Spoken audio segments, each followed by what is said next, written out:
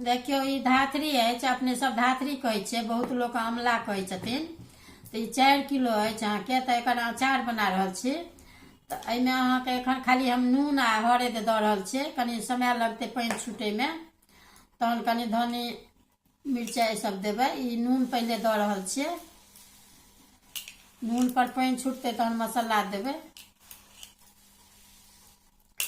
ई बना के अपन सालो भरि अहाँ राखि कऽ खा सकै छी, बड़ फायदा कारक छै।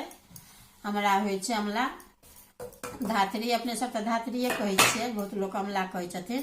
ई हरद नून देलियै, आब ई हरद दऽ रहल छै।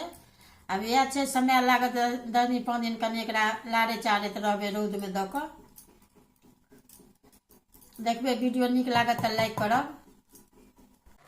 देखियौ ई धातरी के अमला के जे अचार कहलहुँ बना रहल छी, अब ई सिद्ध भऽ गेल अछि।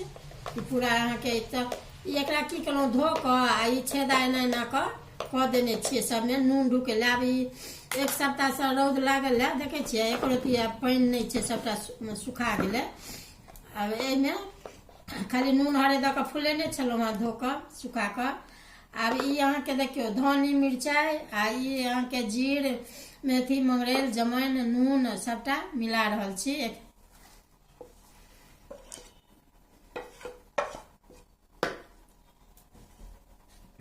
ई करू तेल अछि, ई करू तेल दऽ दियौ आ अपन बुयाम में दऽ कऽ राखि दिलियै, अपन खाइत रहू रौद में 2-4 दिन। आब लगा दियौ, ओकरा बाद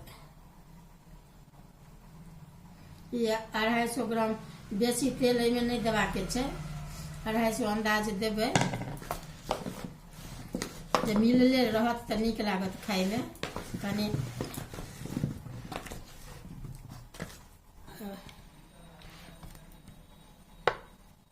देखियो ई अहाँके बन के तैयार भऽ गेल धातरी के अचार।